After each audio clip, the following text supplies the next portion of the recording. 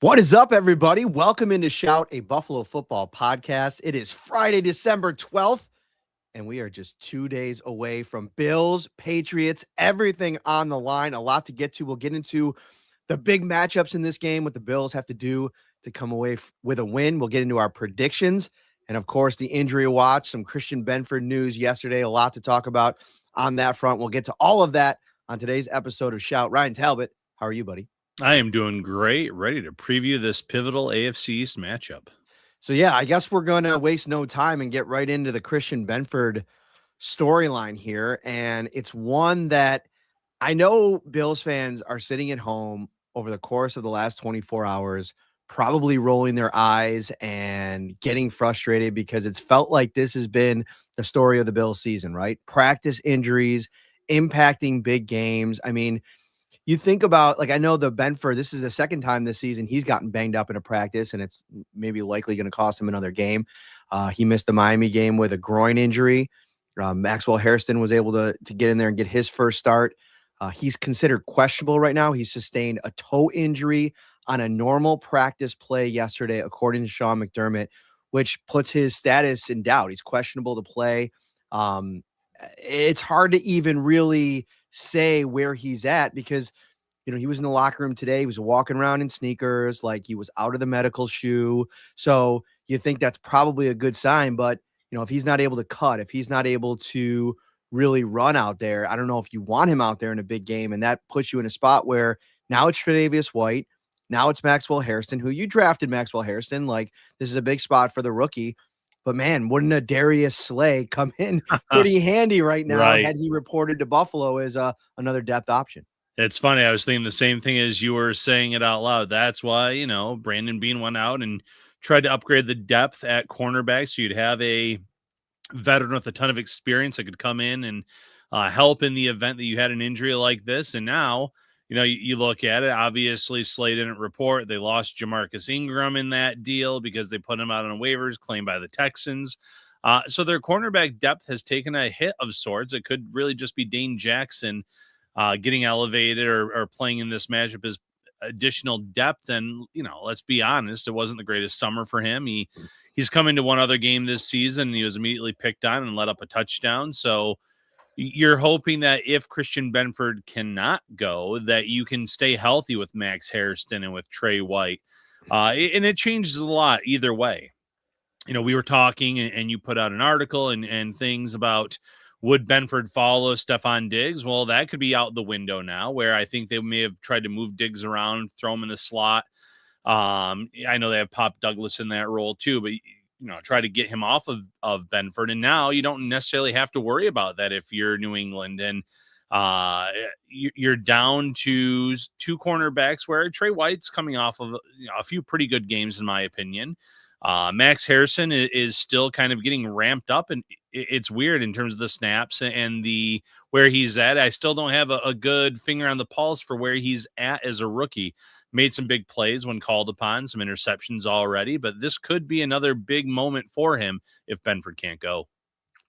It's funny because this might sound weird considering Stephon Diggs had the kind of game against Buffalo back in week 5 that he did. But I don't necessarily know if, trust me, you want Christian Benford on the field. I don't think the Bills are in a better spot without Christian Benford. But if you look at their weaponry across the board, to me, a guy like Hunter Henry and Austin Hooper in this matchup are much bigger concerns than any singular wide receiver because they have a similar operating procedure under Josh McDaniels as the Bills do under Joe Brady. It does feel like everybody eats in that offense. They spread the ball around. I mean, they're coming off a game against the Giants where I don't know if any wide receiver had more than 40 yards. And if they did, it was barely over 40 yards. So they're going to spread the ball around. It does have to be a team. Like, you much rather have Benford when you're going up against a DK Metcalf, a Ted McMillan, a Jamar Chase. Like, those are the kinds of travel games, if you will, that I think he'd be much more in play with. But I always kind of push back at the idea that the Bills would have Benford travel with Diggs because of how much he's playing in the slot. And Benford doesn't play in the slot. Right. He stays for the most part on the boundary. And when Chase chased himself into the slot against the Bills last week to try to find more advantageous matchups, those were the snaps that he didn't go against Christian Benford. So, and I also don't think that we've seen the production from Stephon Diggs over the last month of the season that's striking fear into you as a defense. To me, the big explosive play ability of this offense resides with, Travion Henderson. Even Ramondre Stevenson over the years has had, they're not a consistently good rushing team. They've struggled to do it at a high clip, but in terms of explosives, they can break some off, especially in the passing game when they get the running backs involved. It's funny. Stephon Diggs kind of went to an offense in New England that's an everyone eats mentality. Some weeks you'll be involved, some weeks you won't, because he hasn't put up eye-popping stats. Now, I will say Josh McDaniels' system is a lot more friendly to wide receivers, and that's why Diggs has had some really successful games this season versus, Joe Brady's scheme, where it's been a struggle a little bit for the wide receivers all year long. But in this matchup, you're right. This isn't going to be, now Stephon Diggs is going to feast on the Bills, because you do have Hunter Henry to worry about, Keyshawn Booty, and you have, Mac Hollins. He has those weeks where he goes off in that system. Travion Henderson, Ramondre Stevenson, the list goes on, where they have guys that can hurt you at the running back, tight end, wide receiver. So, no, this doesn't make life, that much easier for Stephon Diggs. It makes life easier for the Patriots as a whole, for sure, if Buffalo does not have their top cornerback on Sunday. Thank you so much for watching the preview show on Shout, wherever you're watching or listening to. We really appreciate that. If you're watching on YouTube, hit that like button, subscribe to the channel as well. If you're listening on any of the audio platforms, leave a rating, leave a review. We really appreciate that. If you want to take your Shout subscription to the next level, you can become a Shout Insider right now by texting 716-528-6727. Get yourself a 2-week free trial. Gives you access to Ryan and I like never before. We text updates from our coverage, have conversations with fans on the Insider text line. It's a great time, Ryan. It's an outstanding time. And I see a question in here about Bosa. Does that mean he's not going to play? If you're an insider, you already know he was a full participant. He's good to go for Sunday's game. So Buffalo's pass rush is going to get a boost in a matchup against Drake May-led offense, where May has taken 3 sacks or more in 8 games this season. So as good as he is, as much escapability as he has, we saw that in the first game against Buffalo, he does still take some bad sacks. He plays like a young quarterback, and the opportunities will be there for Bosa, Rousseau, Epinesa. Both Rousseau and Epinesa recording sacks in that first matchup. So Buffalo will certainly be helped and the front lines with Bosa being back, but could potentially be hurting on the back if Benford is not in action. It's funny that we talk about everybody eats on offense, where I think this is the kind of matchup where if you're Ryan Nielsen and Marcus West and Bobby Babich and Sean McDermott, you want everybody to eat on this defensive line against Drake May and company. And I think there were some things that we saw from the last game that if they ratchet things up a little bit, they can maybe get the kind of consistent overhauling pressure as a group and literally see everybody eat in this offense. And I don't know if you're hosting a party this weekend, Ryan. If you're a Bills fan that you want to watch Bills versus Patriots, you having people over at the house and you want everybody to eat, get over to Tops Friendly Markets, because it is Slider Sunday. Your way with King's Hawaiian at Tops every Sunday is an opportunity to enjoy delicious sliders made your way. And now you can win big while doing it. Vote for your favorite slider weekly for a chance to win a man cave makeover. Grab your favorite King's Hawaiian products from Tops and craft the ultimate sliders to make your Sunday even more special. Visit topsmarkets.com/Slider Sunday. That was smooth. That was really, really good. I mean, I've seen the comments in here. This is why Matt is the GOAT at transitions. I mean, it doesn't get any better than that. I think we both sit atop that mantle at this point, and we just got to continue pushing each other. It's got to be about a growth mindset, Ryan, week to week, right. Doing your one half of this Shout podcast, carrying your load, if you will. That was pause, but either way. Oof. Yeah, sorry. I mean, you got it. Sometimes you just walk into one there. Anyway, so I want to get in this defensive line and like the approach that McDermott and Babich will deploy at May, because I think that, we haven't seen it a ton, especially in this win streak for New England. But when team defenses have had success, it's been with, maybe finding a way to impact Drake May without sending extra rushers. So the 4-man rush is going to be really important. Last time around, the Bills blitzed 9 times, which is actually the most they've blitzed in a game all season until last week against the Bengals. And to me, that's where you might miss Christian Benford the most. I think what he's been able to do over the last month as a blitzer off of the edge, even from kind of inside where he lined up against Chase on the one that ended up being the pick 6, those are really important plays. There's one idea that I think the Bills can really change things up a little bit. And if you go back to the first matchup, the Bills had Terrell Bernard still at middle linebacker, and Shaq Thompson was playing in the base front as the third linebacker. I think those roles are going to be flipped this time around if Bernard's able to go. And he's questionable. Maybe he's not able to come back, but he blitzed 4 times in that game from the Mike spot. I'm wondering if you can push Bernard out, use his quickness, his athleticism as maybe an extra edge presence to help spring some of these players on stunts. It doesn't even have to be the Bosa's and the Rousseaus, who I think are going to get their own pressure. Bosa and Rousseau combined for 6. Epinesa had 2 the first time around when they played the Patriots. But I think this could mean something for the Deion Walkers of the world and the TJ Sanders of the world. And you could kind of mix up your looks, because I thought there was some hope for Javon Solomon on the other side of the Michael Hoyt injury. He has just not been very impactful. And so you're looking for guys to add into the mix in the rush. And I think maybe that's an area where you can look to exploit things with Bernard. Yeah, it's interesting because, going into this matchup, Josh McDaniels said that he might have some things that he's going to sprinkle in this matchup, the rematch against the Bills. I think the Bills defense are going to sprinkle some things in that Drake May didn't see in this first matchup. And that's what good teams do. They don't, reveal everything in the first matchup. They leave some things. They add some new wrinkles. So it's going to be a fun chess matchup between the Patriots offense and Buffalo's defense. And, up on the front line, I thought it was a really encouraging game last week from TJ Sanders. I've already talked about Jones and how good I think he's been this season. You get Bosa back. Then you can kind of get creative, too, with how you blitz. I'm interested to see what the Bills learn from their first matchup after rewatching that tape and how they plan to attack May and company. Dude, look at this super chat, a $50 bomb from Lucha Gassina over on YouTube. Thank you so much. There's a comment in here like $50 super chat in today's economy is crazy. Merry Christmas. Indeed, yes. Merry Christmas. Happy Hanukkah. Are the Bills worried about Kyle Williams? For me, he's the Patriots receiver with the most explosiveness. And I think that's a fair point. I think Kyle Williams is building some momentum, so much attention on Stephon Diggs. I mentioned Hunter Henry already. That's a guy that you're going to have to make sure you're counting for him on the field. There could be some matchups where Max Hairston lines up across from Kyle Williams, and I'd like to see those matchups.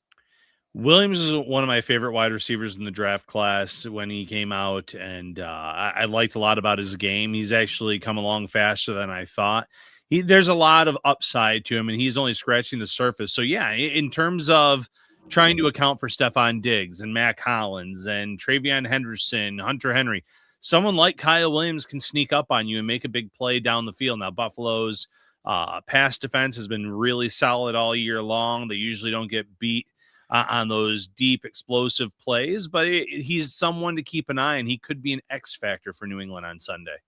Some great stuff there. I like to, you want to throw a super chat in here on Preview Friday. Feel free to drop those and we'll bring them into the chat. Thank you so much for that super chat. Where do you want to go next, Ryan? Let's go over the entire injury report real quick. So as you already mentioned, questionable designations for 3 players. Yeah, so Terrell Bernard, mentioned him, Josh Palmer, and then obviously Benford.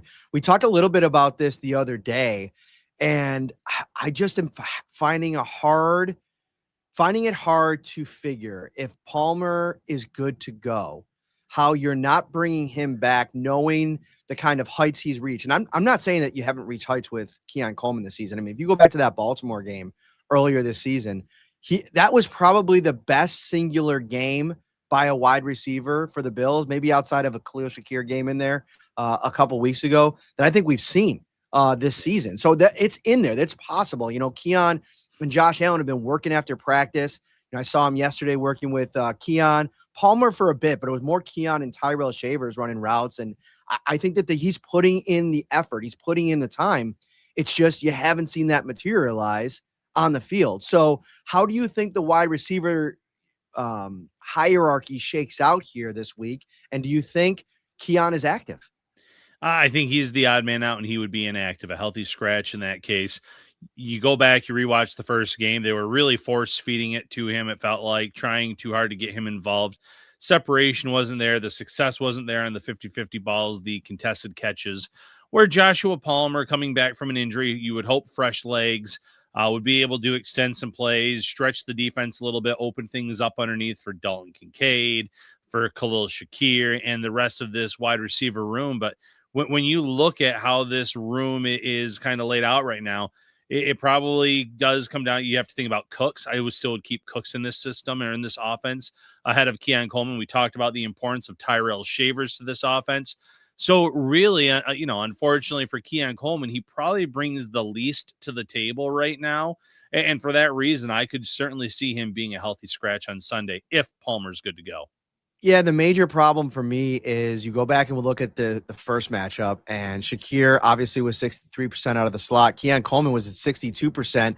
Palmer all the way down at 51. And the issue for Keon at this point is that the X receiver role has been assumed by Gabe Davis. And at this point, late in the season, you're going to rely on the guy that you've already seen make big plays in big games in this offense. And, Palmer, when he was at his healthiest, was that Atlanta Falcons game when he was going. I mean, the first play of the game, they throw him the deep ball. He makes that big catch on the third down crosser. Like, there are so many things that I think he gives you that he's even given you over the last couple of weeks while he's been hurt when he's been available.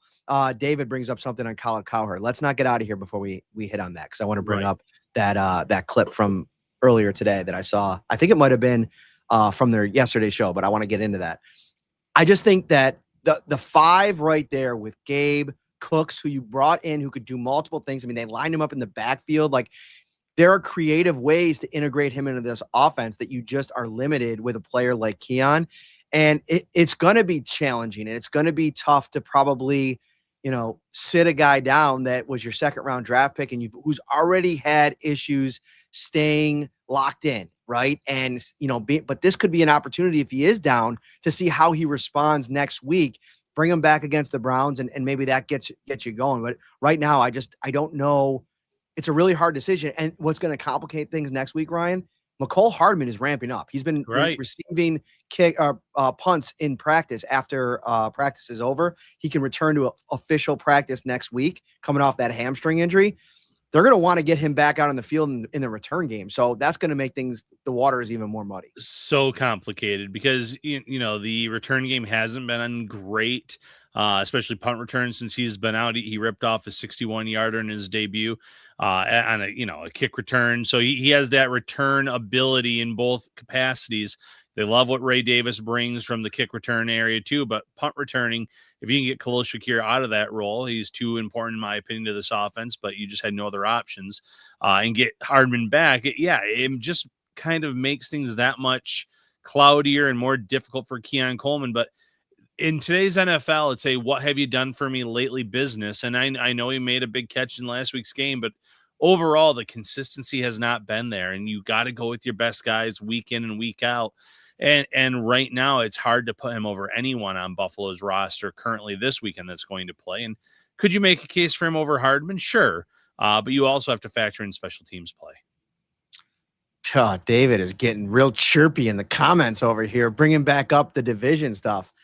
I don't know. I'm not jumping off the train yet, Ryan. I'm still kind of sitting on business and saying that I do still think that there's a very good chance the Bills win this division. I think it's going to come down to late in the season. You have a Miami Dolphins team that is still playing super tough down the stretch. They've won a couple games in a row. They play a Pittsburgh Steelers team on Monday without TJ Watt. What a wild story that is in Pittsburgh right now. And so the Dolphins win this week on the road against Pittsburgh, which I think is the toughest game they have left until the Patriots. Sure, they have to go on the road. And actually, when I made this initial prediction, I thought that game was in Miami. So I got to shift things around a little bit here, but I'm still staying with it. I'm still sticking with it. I like it. I like the confidence and the faith that you're showing here. And listen, it can certainly happen. That's what makes this weekend's game so important for Buffalo.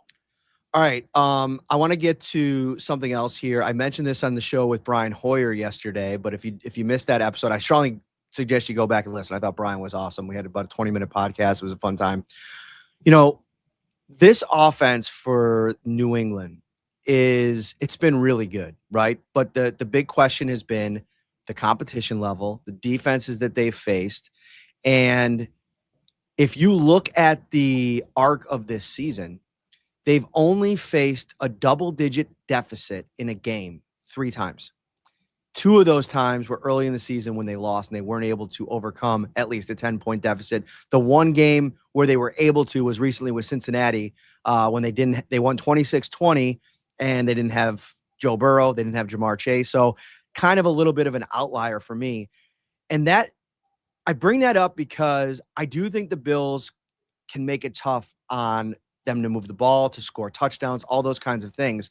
But what is the offensive game plan for Buffalo to get up and take a lead early in this game and dictate the style of the game? Because that's one of the things that Sean said on the heels of that first game. We played the game the Patriots wanted us to play. And I think the way that the Patriots absolutely don't want to play is letting the Bills come into their house and get a hot start. If they win the coin toss, if I'm Buffalo, I'm taking the ball. I'm trying to go down the field and set the tone for the game with a touchdown, try to go up 7-0, and then try to put the pressure on, get your defense out of the field, get a stop, and then try to go up 2 scores and see what this young quarterback can do at home, but in a big-time stakes game with everybody watching, and see how they handle it. Yeah, I love it. Put the pressure on them, score first. And I think the offensive game plan should just be let Josh Allen be Josh Allen. Obviously, you still want to incorporate James Cook in this run game, but you can incorporate Cook in the passing game. Same with the other backs in the system. Ty Johnson, Ray Davis, both have shown that they can catch the ball. But I'm coming out and I'm trying to air this ball out against the Patriots. That's why I said on our earlier show in the week that I thought Spencer Brown would be more important than Joey Bosa, because keeping Allen upright, giving him time to scan the field. This is a game where I want to see Allen throw it all over the yard early, build that lead for Buffalo, and then make the Patriots play from behind, see what they look like in that scenario. In terms of rushing Drake May, one more note on Joey Bosa. I went back and looked at his pressure by game this season. His season high was against the Chiefs in that Week 9 game. Huge game against the Chiefs. And I think this is probably the second biggest game of the Bills season with the division on the line. The Chiefs are what they are now, but at the time that was a pretty big game. He had 5 pressures against the Patriots in that Week 5 game. And I thought it was interesting hearing McDermott talk about Bosa today. The thing he had mentioned was he was able to kind of refresh and recharge a little bit, get kind of 2 weeks to kind of get your legs under you, like reset. And he's still dealing with the wrist. The hamstring was whatever it was. I think it was obviously a much lower grade than initially feared, because he's able to come back and only missing 1 game. But to me, he is an X factor matchup in this game without Will Campbell, who was on the field in Week 1. You still had Joey Bosa generating 5 pressures in that game. And when he's on the field rushing against Vadarian Lowe or whoever ends up being there at left tackle, to me, that's advantage Bills. The thing that the Bills have to do a little bit better job of, and I know they sacked Drake May, I think it was 3 times in that first matchup. They got to get there and they got to bring him down. There was a couple of times in that second half where the pressure was there. You affected the quarterback. But when he's able to kind of extend the play and still deliver a pass, that's when you're living really too dangerously. That's when he's making the Josh Allen-esque plays and creating into the last possible second. We certainly saw that in the first matchup. Now, as you pointed out, though, New England's offensive line is not what it was in that first game. You look at it now, you would hope that Buffalo could take advantage of it. But we've sat here over many years saying, this team has backups at this, spot X, Y, and Z, and Buffalo hasn't necessarily always taken advantage. But I certainly see how this could be a huge game for Bosa. Fresh legs after having the week off, coming into that matchup. So for clarification, is he your player to watch in this matchup or no? Say again? Is he your player to watch in this matchup or no? Bosa, no. Okay. I picked Drake May, who I'm going to be talking about tomorrow or on Sunday on BKL. But I honestly think outside of the Bosa line, for me, the guy that I think has the potential to have the biggest impact on this game on the defensive line is Greg Rousseau. Oh, okay. I like He's that. gotten a lot of heat this season. Like, I mean, people have been waiting for that signature game. He seems to every season have one or two games that like blow your hair back a little bit. I mean, he's had a couple against the Chiefs over the years. To me, this feels like one of those games because of what I think they can do creatively. Like, if you're leaving anything in the tank, if you're Ryan Nielsen, to me, this is the game where you deploy it. And I think the Patriots front is going to have a really hard time with who the Bills have available on their defensive line. For sure. And those are great choices. For me, I'm going on the back end of the defense, Jordan Poyer. This is a much different secondary, specifically at safety versus the first matchup against New England. Cole Bishop is playing unbelievable football right now, and it's because he's really settled in with Jordan Poyer back there with him. And with that combination, I think you're going to see a little bit more struggles for the Patriots in their passing game. I think you can see some big play potential from Poyer and Bishop, but I listed Poyer as my player to watch just because of how much he has stabilized the back end of the Bills defense. And that can certainly help as well, knowing that Christian Benford potentially could not play at cornerback in this game too. Maybe helping Maxwell Hairston kind of ease in another potential start. And then obviously Trey White, he's been not his first rodeo, so he doesn't necessarily need to be, settled in. But I think some of these older vets have certainly paid off in a big time way for Buffalo this year. So a quick look at the weather. We have Greg in the comments, one of our regulars, bringing the fact that it's going to be snowy and windy on Sunday. So 32 degrees, precipitation percentage at 86, cold with snow and flurries, accumulating a coating to an inch. Storm total 1 to 3 inches. Snow can make streets and sidewalks slippery, causing travel disruption. So if you're going to the game, make sure you get there early because it looks like travel could be affected. 22 mile per hour max wind gust. So I'm not necessarily as worried about the wind in this game. I think the Bills have played with wind gusts up to 48 miles per hour this season in Orchard Park. I think they got the quarterback for that. I'm not necessarily worried about it, but I think it is advantageous because the Bills are going to want to establish the run. To me, this is a New England Patriots running team or running defense that has regressed over the course of the season. And that's a problem if you're Mike Vrabel, because you really haven't played a lot of elite run games. And you're struggling when you don't put extra guys in the box. Even when you put extra guys in the box, according to some advanced metrics, you're struggling to defend the run. And I think the Bills are going to want to come in here, use their heavy personnel packages on a week where, coming off a week where their tight ends really ate. I think that could happen again this week. The Patriots are like middle of the pack in terms of defending tight ends. So I think Dawson Knox, Dalton Kincaid, even Jackson Hollis can get involved in the passing game. Play action should be at a monstrous rate in this game. I'm going to actually look that stat up while you respond to that because I want to see how the Patriots do against play action. Yeah, you're right. And I think that's going to be a key to the game for this offense, utilizing play action. We saw a lot of it last week with some pretty good success for Buffalo. The weather forecast, though, I think that's advantaged Buffalo as well. We've seen Josh Allen in multiple snow games, how he plays, how he performs. If it is snowing there and you get a few inches of snow and you have a little bit of wind, my money would be on Josh Allen in that matchup all day long. So there's a lot here where I sit and I say, I don't think Buffalo is going to go in there and let the Patriots sweep this regular season series. They know that they had some costly turnovers in the first matchup. Josh Allen said it this week. When we don't turn the ball over, we're a pretty good offense. They know that if they can protect the football in this matchup, they can leave New England with a win and make things a little bit more interesting down the stretch in the AFC East. It's getting down to the stretch run here, Ryan. Holiday season, if you are waiting to kind of book travel, depending on where you're going, get over to Amtrak.com and let them hook up all your holiday travel.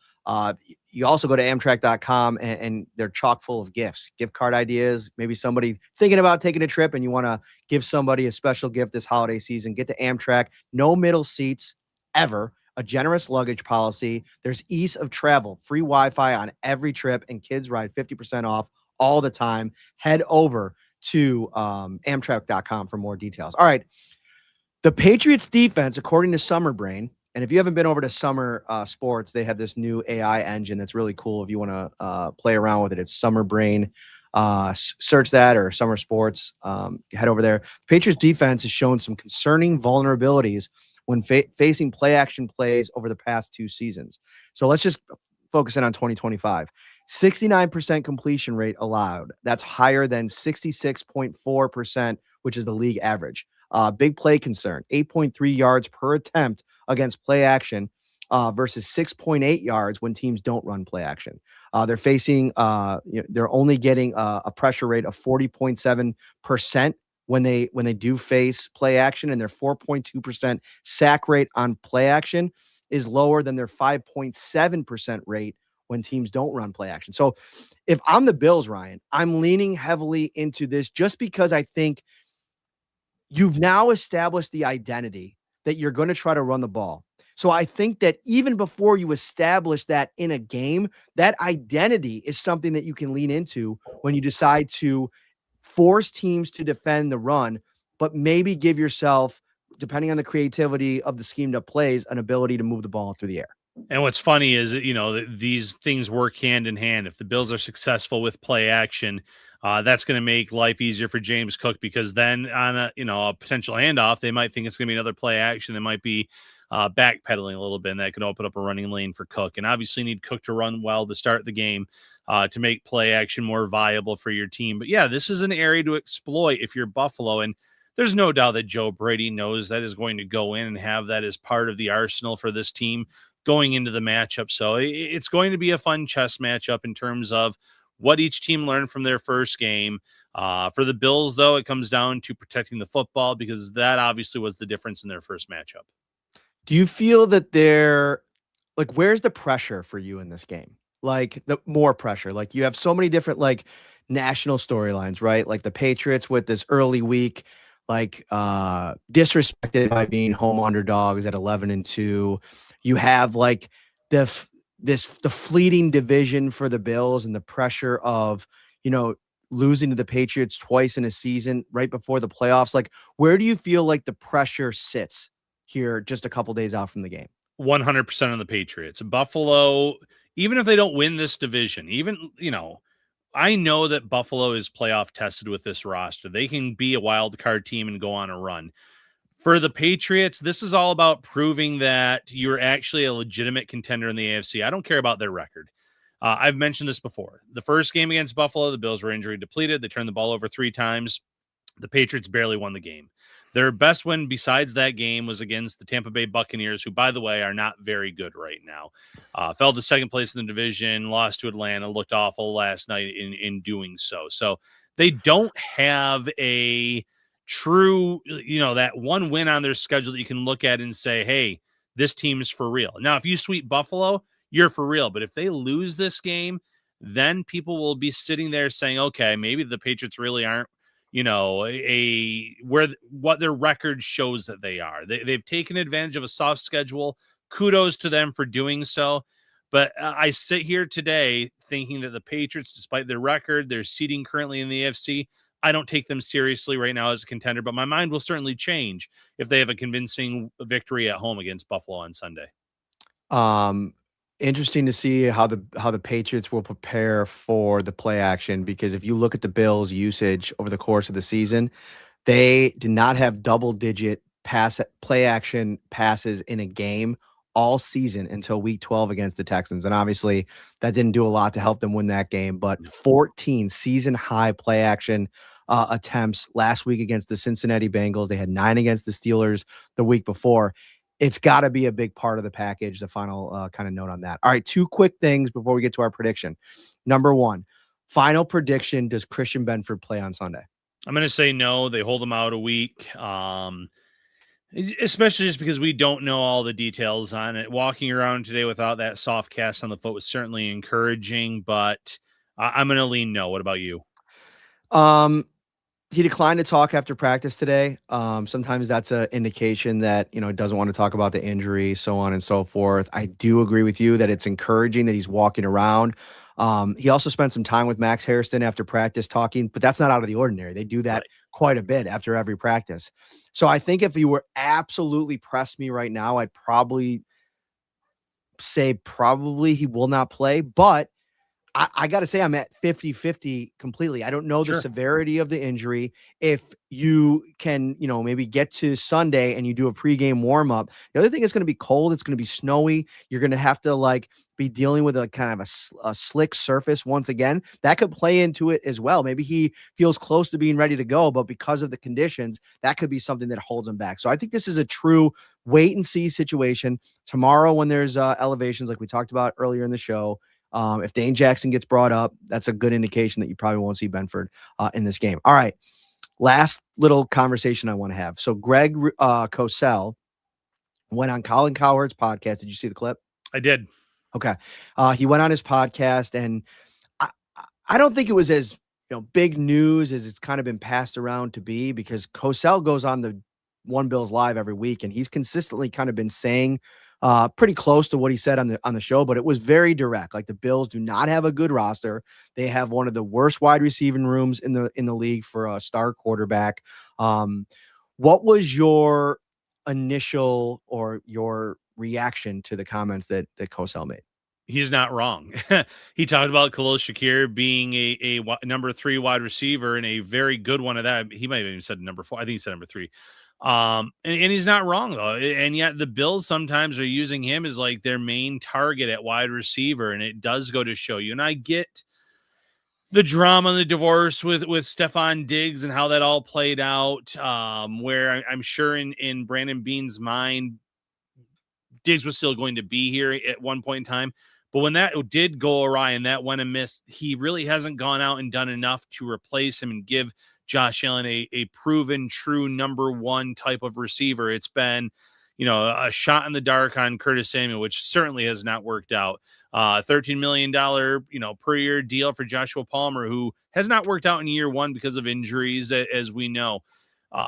So I don't disagree with that assessment. And I liked what he said. Everyone's saying, oh, if Mahomes and Lamar Jackson don't get in, this is the year for Allen.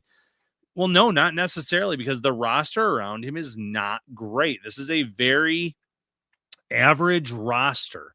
There's very few positions on either side of the ball where you can sit there and say the Bills have a superstar or a star player. You can look at James Cook. You could look at the offensive line, but besides that, it's really hard to pinpoint where you do have those game changers on this team. So I have a couple thoughts. I think, first of all, the wide receiver room is largely similar to a season ago. I think you could make the argument Tyrell Shavers has replaced the Mac Hollins role and production. In games where he's been utilized as a receiver, he's made plays. He just hasn't been targeted a ton in the offense. They've obviously leaned into the running game. James Cook is on pace for a career year in pretty much every statistical category. And that's something that when you extended him as a running back, that's definitely part of your identity. That's part of who you're going to be on offense. I agree that there could have been more resources spent on offense. And I think going back to the offseason, like, you saw the Rams pivot to going out and trading or signing Devontae Adams in free agency when they already had a lot of just established players with an extension for Kyron Williams coming up down the pike. They probably could have sat and said, hey, we'll be good enough. We'll build around Puka in other ways. We'll draft. But no, they went out and they got Devontae Adams. And I think, hindsight being 2020, I wonder if the Bills internally, and we'll get to ask Brandon this in a couple of weeks, if he wished he would have been a little bit more aggressive in that department, or if that changes how he'll approach free agency or the draft this upcoming season. And, part of it could have been maybe they had higher expectations for Keon Coleman, but I don't know if you saw enough in the rookie season to build your entire plan at the position on that going into the year. I think the idea around the defense, I think, is a little bit without context, because you're right. The defense, for the most part, throughout the season, it hasn't looked good. It didn't look good before the Ed Oliver injury at times. When he went out initially, it didn't look good. The best, really, it did look all season was that pocket of time where you had everybody healthy. Michael Hoyt had returned, and that was a big part of the plan this year, is that Brandon Beane knew that Michael Hoyt was going to be out for the first 6 games, and you can't plan for an injury. But I think in the totality of that 2-game stretch and what this defense could have been, and the Shaq Thompson impact on this defense. Some of the like Deion Walker in his first season, bringing back Jordan Poyer and Cole Bishop kind of having a coming out party the second half of the season. I don't want to sit here and say this is one of the worst defensive rosters in the league, especially knowing that we have that 2-week window to evaluate it. It just so happens that you couldn't keep this thing together. I also think that if we're looking towards the playoffs, the Bills, I know a lot's on the line this weekend, but the Bills are probably going to make the playoffs, right?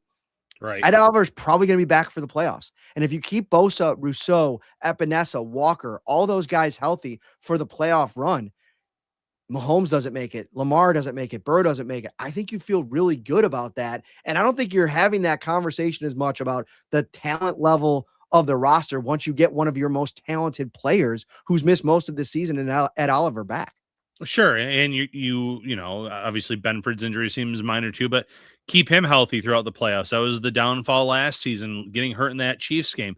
If you can get your guys back like Ed Oliver, keep Bosa healthy, and then you have a guy in your back end in Benford that is truly playing at an elite level right now. So I guess I could have listed him among the elite players currently, but nationally he's not viewed as an elite player.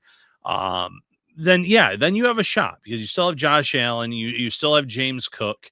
You have an offense and team as a whole that is battle tested come playoff time versus a lot of teams that maybe can't say that. You know, Bo Nix and the Broncos were one and done last year at the hands of the Bills. The Patriots are a few years removed from the playoffs, and Jacksonville's been very spotty all season long.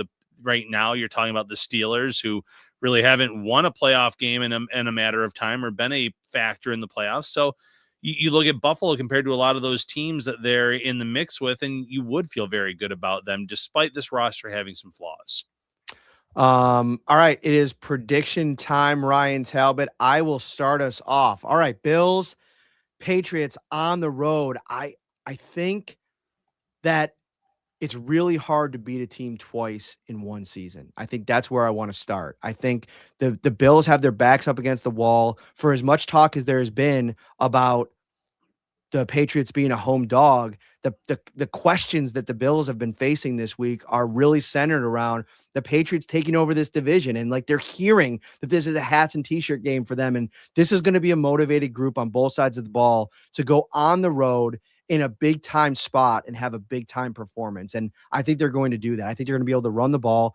I think Christian Benford potentially not playing this game, it's a big deal. But I think Will Campbell at left tackle not being available in this game like he was in the original matchup back in week 5 is the biggest missing piece for either side in this game. Then you talk about Milton Williams and the pressure that he created in that week 5 matchup against the Bills. I think that they're going to be able to creatively empty the toolbox, or at least I think Joe Brady should try to empty the toolbox, go out there and let Josh Allen be what he was last week against the Cincinnati Bengals and like what he's been in some of his best games this season. I think the Bills win big this weekend, Ryan. I'm picking them to win 35-21 on the road, statement game. See how it goes. Same ballpark. I have the Bills winning this game 34-24, building a big lead in the beginning, kind of maybe taking the foot off the gas pedal a little bit late, which makes the final score look a little bit closer than what it is. But you're going to let Josh Allen go out there and show that there really is some separation between him and Drake May still. And, May acknowledge that this week. I have a long ways to go before being a quarterback at the level of Josh Allen. But Allen reminds Patriots fans in Foxborough that the division is not wrapped up just yet. Bills find a way to win and then, maybe enter some doubt into the heads of Patriots Nation with a convincing win on the road. No Taylor Rapp in this game. Terrell Bernard will be in much more of, if he does play, will be in much more of a supplemental role. I think Gabe Davis in, Keon Coleman out. I think Brandon Cooks is an upgrade over whoever was in that role in week 5, which I think was Curtis Samuel, who honestly, when he's been healthy, has been fine. But I think Cooks has some juice that they haven't even necessarily tapped into yet. So I think offensively, the Bills are going to kind of be able to do what they want. And I think they're going to come out aggressive in this game on the road. You have to win that matchup up front. I think they're going to out physical them. Another thing, little tidbit in here. I wonder if we see Alec Anderson back in the jumbo role a little bit more. I think the most we've seen it in a game is maybe twice. So I think we could see that a little bit more. Throw him out there on plays with Knox and Jackson Hawes. you could trust Jackson Hawes as a receiver. The guy has made catches when the Bills have thrown him the ball. I think that creates a really dangerous, like 13 personnel if you were to go back into that. Maybe something to sprinkle out in December. Exactly. Mix it up a little bit, maybe throw something out the Patriots aren't quite expecting, but this is going to be a statement game for the Bills. All right, that'll do it for this episode of Shall Catch Us After the Game, talking about everything that happened in Foxborough. It's going to be a fun one, the funnest one yet this season. Take care.